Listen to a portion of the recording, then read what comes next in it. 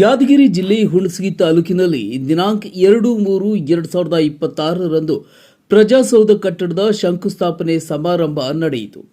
ಸಮಾರಂಭದ ಅಧ್ಯಕ್ಷತೆಯನ್ನು ವಹಿಸಿದಂತ ರಾಜ ವೇಣುಗೋಪಾಲ್ ನಾಯಕ್ ಶಾಸಕರು ಸುರಪುರ ಮತಕ್ಷೇತ್ರ ಇವರು ಪ್ರಜಾಸೌಧ ಕಟ್ಟಡಕ್ಕೆ ಗುದ್ದಲಿ ಪೂಜೆ ನೆರವೇರಿಸಿ ನಂತರ ವೇದಿಕೆಗೆ ಆಗಮಿಸಿದರು. ಕಾರ್ಯಕ್ರಮದ ಮೊದಲಿಗೆ ಹುಣಸಗಿಯ ಮೊರಾರ್ಜಿ ವಸತಿ ಶಾಲೆಯ ವಿದ್ಯಾರ್ಥಿನಿಯರು ನಾಡಗೀತೆ ಹಾಡಿದರು. ನಂತರ ಸಂಗೀತ ಕಲಾವಿದರಾದ ಪ್ರವೀಣ್ ಪತ್ತಾರ್ ಹಾಗೂ ಅಶೋಕ್ ರಾಜನ ಕೋಳೂರು ಸಂಗಡಿಗರು ಸೇರಿ ನೇಗಿಲ ಯೋಗಿಯ ಗೀತೆಯನ್ನು ಹಾಡಿದರು. ನಂತರ ವೇದಿಕೆಯ ಮೇಲೆ ಇದ್ದ ಎಲ್ಲ ಗಣ್ಯಾತಿ ಗಣ್ಯರು ಜ್ಯೋತಿ ಬೆಳಗಿಸಿದರು. ಕಾರ್ಯಕ್ರಮದ ಮೊದಲಿಗೆ ಹುಣಸಗಿ ಬ್ಲಾಕ್ ಕಾಂಗ್ರೆಸ್ ಅಧ್ಯಕ್ಷರಾದ ಚಂದ್ರಶೇಖರ್ ದಂಡೀನ್ ಅವರು ಪ್ರಜಾಸೌಧದ ಅನುಕೂಲತೆಗಳ ಬಗ್ಗೆ ಮಾತನಾಡಿದರು ಮತ್ತು ರಾಜಶೇಖರ್ ಗೌಡ ಪಾಟೀಲ್ ವಜ್ಜಲ್ ಮಾಜಿ ಜಿಲ್ಲಾ ಪಂಚಾಯಿತಿ ಅಧ್ಯಕ್ಷರು ಪ್ರಜಾಸೌಧ ಕಟ್ಟಡವು 11 ಅಥವಾ 15 ತಿಂಗಳಲ್ಲಿ ಮುಗಿಸಿ ಆದಷ್ಟು ಬೇಗನೆ ಜನರಿಗೆ ಅನುಕೂಲ ಮಾಡಿಕೊಡಬೇಕೆಂದು ಗುತ್ತಿಗೆದಾರರಿಗೆ ಕಿವಿಮಾತು ಹೇಳಿದರು. ನಂತರ ಮಾತನಾಡಿದ ರಾಜ ವೇಣುಗೋಪಾಲ್ ನಾಯಕ್ ಶಾಸಕರು, ನಮ್ಮ ಕಾಂಗ್ರೆಸ್ ಸರ್ಕಾರವು ಕೊಟ್ಟ ಮಾತಿನಂತೆ ಎಲ್ಲರಿಗೂ ಗ್ಯಾರಂಟಿ ಯೋಜನೆಗಳನ್ನು ಸಮರ್ಪಕವಾಗಿ ನಿಭಾಯಿಸಿಕೊಂಡು ಬರುತ್ತಿದ್ದು, ಈ ಪ್ರಜಾಸೌಧವು ಸುಮಾರು 8,81,00,000 ರೂಪಾಯಿ ವೆಚ್ಚದಲ್ಲಿ ನಿರ್ಮಾಣವಾಗುತ್ತಿದೆ ಮತ್ತು ಸುರಪುರ ಹುಣಸಗಿ ತಾಲೂಕುಗಳಲ್ಲಿ ನಿರಂತರವಾಗಿ ಅಭಿವೃದ್ಧಿಗಳು ನಡೆಯುತ್ತವೆ ಎಂದು ಹೇಳಿದರು. ಸಮಾರಂಭದಲ್ಲಿ ಕೆಪಿಸಿಸಿ ಸದಸ್ಯರಾದ ಸಿದ್ದಣ್ಣ ಮಲಗಲದಿನ್ನಿ, ಶರಣು ದಂಡೀನ್ ಪಟ್ಟಣ ಪಂಚಾಯಿತಿ ಸದಸ್ಯರು, ತಿಪ್ಪಣ್ಣ ರಾಥೋಡ್ ಪಟ್ಟಣ ಪಂಚಾಯಿತಿ ಅಧ್ಯಕ್ಷರು, ಆರ್ಎಂ ರೇವಡಿ ಪ್ರಚಾರ ಸಮಿತಿಯ ಸದಸ್ಯರು, ನಿಂಗರಾಜ್ ಬಾಚಿಮಟ್ಟಿ, ಹುಣಸಗಿ ತಹಶೀಲ್ದಾರರಾದ Shri M Basavaraj Sajjan, Sharanagouda Vajjal, Mahadevi Devinalmath, Gundu Angadi, Mantesh Malagaladinni, Mallikarjun Bakli, Ravi Malagaladinni, Shantappa Bakli, Gopal Dori Arikeri, Sufi Sab Tonnur, Rahul Gandhi brigade Congress Karnataka state general secretary, Rafiq Qureshi, Kasim Sab Chaudhary, ಇನ್ನೂ ಅನೇಕ ಸುತ್ತಮುತ್ತಲಿನ ಗ್ರಾಮದ ಕಾಂಗ್ರೆಸ್ ಕಾರ್ಯಕರ್ತರು ಈ ಸಮಾರಂಭದಲ್ಲಿ ಭಾಗವಹಿಸಿದ್ದರು. Devendra Vishwakarma, Hunasagi, TV news Kannada.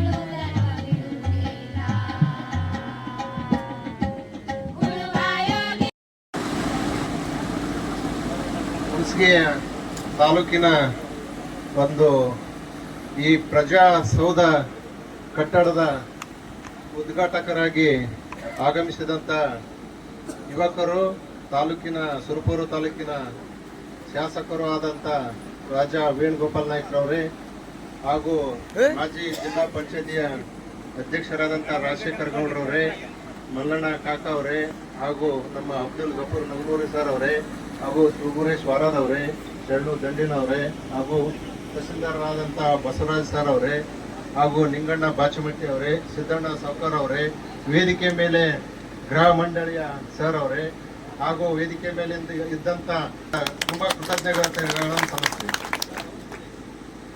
ಇವತ್ತ ಈ ಹುಣಸಗಿ ತಾಲೂಕು ಆದ್ಮೇಲೆ ನಮಗ ಬಹು ಬೇಡಿಕೆ ಇತ್ತು. ಏನಂತಂದ್ರೆ ನಾರಾಯಣಪುರ ಹಿಡ್ಕೊಂಡು ಈ ಕಡೆ ಮಾಳೂರು ಹಿಡ್ಕೊಂಡು ಹೋಗ್ಬೇಕು ಸುರ್ಪುರ್ಕಂತಂದ್ರೆ ಎಷ್ಟು 70 ಕಿಲೋಮೀಟರ್ ಆಗ್ತದೆ. ಅವಾಗ ಈ ಕಡೆ ನಾರಾಯಣಪುರದಿಂದ ಬರೋರು ಹೇಳ್ತಿದ್ರು, ಇಲ್ಲಿಂದ ನಾವು ಸುರ್ಪುರ್ ಹೋಗಿ ಬರ್ಬೇಕು, ಹೊಳೆ ಮುಟ್ಟಬೇಕಾದ್ರೆ ಸಂಜೆನೆ ಆಗ್ತದ್ರಿ ಅಂತ ಹೇಳ್ತಿದ್ರು. ಅದಕ್ಕೆ ಇವತ್ತೇನ್ ವಿಧಾನಸೌಧ ಆಗ್ಯದಲ್ಲ, ಇವತ್ತು ಬಹಳ ಖುಷಿ ಆಗ್ಯದ. ಎಲ್ಲಾ ಈ ಭಾಗದ ಜನರಿಗೆ ಒಂದು ಅನುಕೂಲ ಆಗ್ಬಿಟ್ಟರು. ಈಗ ಮೊದಲೇನ ಇದ್ರ ಬಸಲಿಂಗಪ್ಪ ನಾಯ್ಕೋಡಿ ಸರ್ ಅಂತಿದ್ರು, ಅವ್ರು ಅದೇ ಹೇಳ್ತಿದ್ರು, ಅವರು ಡಾಕ್ಯುಮೆಂಟ್ ಎಲ್ಲ ಅಲ್ಲಿದವ್ರಿ ಸುರ್ಪುರಾಗ, ಇಲ್ಲಿ ತರ್ಸ್ಕೋಬೇಕು ಅಂತ ಹೇಳ್ತಿದ್ರು. ಅದು ಇವತ್ತ ನಮ್ಮ ಶಾಸಕರಾದಂತ ವೇಣುಗೋಪಾಲ್ ನಾಯ್ಕರು ಅದನ್ನ ನಮಗೆಲ್ಲರಿಗೂ ಒಂದು ಅನುಕೂಲ ಮಾಡಿಕೊಟ್ರು. ನಮಗ ಫಸ್ಟಿಗೆ ನಾವು 2-3 ಕಡೆ ಸರ್ವೆ ಮಾಡಿದ್ವಿ ಶಾಸಕರು, ನಾವೆಲ್ಲರೂ ಊರವ್ರು ತಿರುಗಾಡಿ IB ಬಾಜು ಕೊಡ್ಬೇಕಂತ ಮಾಡಿದ್ವಿ. ಅದು ಎಲ್ಲಿ ಬರ್ತದ? UKP ಒಳಗೆ ಬರ್ತದ. UKP ಒಳಗಂತಂದ್ರ ಅಲ್ಲಿ ಅವರಿಗೆ ದುಡ್ಡು ಕಟ್ಟಿ ಸ್ಯಾಂಕ್ಷನ್ ಆಗಿ ಬರ್ಬೇಕಾದ್ರ ಲೇಟ್ ಆಗಕತ್ತಿತ್ತು. ಇದು ಗ್ರಾಂಟ್ ಎಲ್ಲದ KKRDB ಒಳಗದ. ಅದು ಮಾರ್ಚ್ ಒಳಗಡೆನೆ ಆದ್ರೆ ಆಗ್ತದಂತೇಳಿ ಹಿಂದಿನ ಸುಶೀಲಾ ಮೇಡಮ್ ಅವರು ಇದ್ರು, DC ಅವರು ಶಾಸಕರು ಅವರೆಲ್ಲರೂ ಸೇರ್ಕೊಂಡು ಇಲ್ಲೊಂದು ಗೌಂಟಾಣಿ ಜಾಗ ಅದ, ಇಲ್ಲಿ ಮಾಡಿದ್ರೆ ಅನುಕೂಲ ಆಗ್ತದ್ರಿ ಅನ್ನೋದೊಂದು ಪ್ಲಾನ್ ಆದಾಗ ಸಾಹೇಬ್ರಿಗೆ ಕೇಳಿದ್ರೆ ಹೆಂಗ್ ಮಾಡಮ್ರಿ ಹಿಂಗಾದ ಅಂತಂದಾಗ ನಾವು ಮೊದಲು ಆಧಾರ್ ಸಾಕಾಗಿದ್ರಿ ಮಾಡಿಬಿಡ್ರಿ ಅಂತಂದ್ವಿ. ಯಾಕಂದ್ರ ಇವತ್ತ ಸುರ್ಪುರ್ ರೋಡು ಬೆಳಕತ್ತದ, ಈ ಕಡೆ ಕೊಡೆಕಲ್ ರೋಡು ಬೆಳಕತ್ತದ, ಈ ಕಡೆನೂ ತಾಳಿಕೊಡಿ ಇದು ಈ ಕಡೆ ಆಯ್ತಂದ್ರ ಈ ರೋಡ್ ಎಲ್ಲ ಡೆವಲಪ್ ಆಗ್ಬಿಟ್ಟು ಇಲ್ಲಿದ್ದ ಜಮೀನುಗಳು ಎಲ್ಲ ಇವತ್ತ ಹುಣಸಗಿ ಹೆಂಗ ಆಕತ್ತದಂದ್ರ ಸಿಂಧನೂರು ಗಂಗಾವತಿನ ಸೈಡ್ ಹೊಡಿತಕ್ಕಂತ ಕೆಲಸ ಮಾಡ್ತದ ಇವತ್ತು. ಅದಕ್ಕ ಸಾಹೇಬರಿಗೆ ಅದ ಹೇಳದ, ಹುಣಸಗಿ ನಾವು ಬಾಳ ಬೆಳಿತದ್ರಿ. ಇವತ್ತ ಭತ್ತದ ನಾಡ ಅದ ಇದ್ರ ಎರಡು ಬೆಳೆ ಏನಾರ ಚಲೋ ರೇಟ್ ಆಗಿಬಿಟ್ರ ಹುಣಸಗಿಯಾಗ ಹಿಡಿಯೋರು ಯಾರಿಲ್ಲ. ಎಕಡೆ ಹೋದ್ರೆ ಕೋಟಿ ಅಂತಾರ್ರಿ ಜಮೀನುಗಳು. ಅದಕ್ಕೆ ನಮ್ಮ ಭಾಗದ ಜನರಿಗೆ ಒಂದು ಒಳ್ಳೆ ಅನುಕೂಲ ಮಾಡಿದಿರಿ. ನಿಮ್ಮ ಪ್ರಯತ್ನದಿಂದ ಇವತ್ತು ಮಿನಿ ವಿಧಾನಸೌಧಗೆ ನಿಮ್ಗ ತುಂಬಾ ಕೃತಜ್ಞತೆಗಳನ್ನು.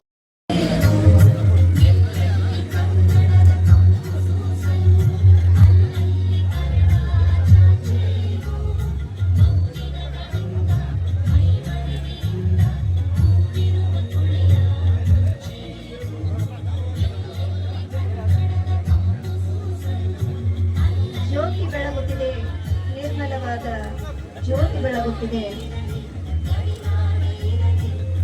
ಅಜ್ಞಾನದ ಅಂಧಕಾರದ ತೆಳೆದು ಸುಜ್ಞಾನದ ಕಿರಿಮಟ್ಟಿಗೆಯ ದಿವಸ ಪ್ರತಿಯೊಬ್ಬರಿಗೂ ಆ ಒಂದು ಗ್ಯಾರಂಟಿ ಯೋಜನೆಯಲ್ಲಿ ಅನುದಾನ ಮುಟ್ಟಿಸ್ತಾ ಇದೀವಿ. ಅದಕ್ಕೆ ಎಷ್ಟು ಬರ್ತದೆ ಅಂದ್ರೆ ತಿಂಗಳಿಗೆ 100ರಿಂದ 150 ಕೋಟಿ ಬರ್ತದೆ ಅನ್ನೋ ಒಂದು ಮಾತನ್ನ ಈ ಸಂದರ್ಭದಲ್ಲಿ ತಮ್ಮೆಲ್ಲರಲ್ಲೂ ನಾನು ಹೇಳಲು ಇಷ್ಟಪಡ್ತೀನಿ. ಯಾಕಂದ್ರೆ ಇದು ಸಣ್ಣ ಅಮೌಂಟ್ ಅಲ್ಲ. ತಿಂಗಳಿಗೆ ಇಷ್ಟು ಅನುದಾನ ಯಾಕೆ ಬರಕತ್ತದ ಅಂದ್ರೆ ನಮ್ಮ ಸರ್ಕಾರ ಮಾನ್ಯ ಮುಖ್ಯಮಂತ್ರಿಗಳಾದ ಸಿದ್ದರಾಮಯ್ಯ ಸಾಹೇಬರು, ಉಪಮುಖ್ಯಮಂತ್ರಿಗಳಾದ DK ಶಿವಕುಮಾರ್ ಸಾಹೇಬರು ಯಾವಾಗ್ಲೂ ತಮಗೋಸ್ಕರ, ಬಡವರಿಗೋಸ್ಕರ ಯಾವಾಗ್ಲೂ ಯೋಚನೆ ಮಾಡ್ತಾ ಇರ್ತಾರೆ ಅನ್ನೋ ಒಂದು ಮಾತನ್ನ ಹೇಳ್ತೀನಿ ನಾನು. ಅದಕ್ಕೆ ಸಾಕ್ಷಿ ಈ ಗ್ಯಾರಂಟಿ ತಮ್ಗೆಲ್ರಿಗೂ ಹೆಲ್ಪ್ ಆಕತ್ತದ ಇಲ್ರಿ? ಆಗತ್ತದ ಇಲ್ಲ?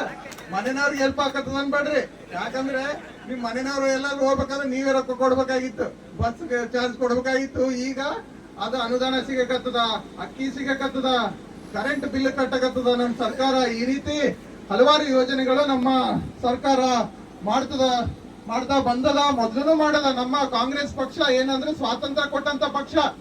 ಅದಾದ್ಮೇಲೆ ರೋಡ್ ಇರ್ಲಿಲ್ಲ, ಕರೆಂಟ್ ಇರ್ಲಿಲ್ಲ. ಇವತ್ತಿನ ದಿವಸ ಈ ರೀತಿ ಸುಸಜ್ಜಿತ ರಾತ್ರಿ ನಾವು ಆರಾಮಾಗಿ ಮೊನ್ನೆ ಒಂದ್ ಯಾವ್ದೋ ಫಂಕ್ಷನ್ಗೆ ಹೋದಾಗ ಅಲ್ಲಿ ಹೇಳ್ತಾ ಇದ್ರು, ಫಂಕ್ಷನ್ ಅಲ್ಲಿ ಮನೆಗೆ ಯಾರೋ ಬಂದು ಹೇಳಿದ್ರು ಕರೆಂಟ್ ಬಹಳ ತೊಂದರೆ ಐತ್ರಿ ಸರ್, ಕರೆಂಟ್ ಇರ್ತಿರ್ಲಿಲ್ಲ, ರಾತ್ರಿ ಸೊಳ್ಳೆ ದಾಮಿ ಕಡಿತಾವ, ಈಗ ಆರಾಮಾಗಿ ಮಕ್ಕಕತ್ತೀವ ಅಂತ ಹೇಳ್ತಿದ್ರೆ.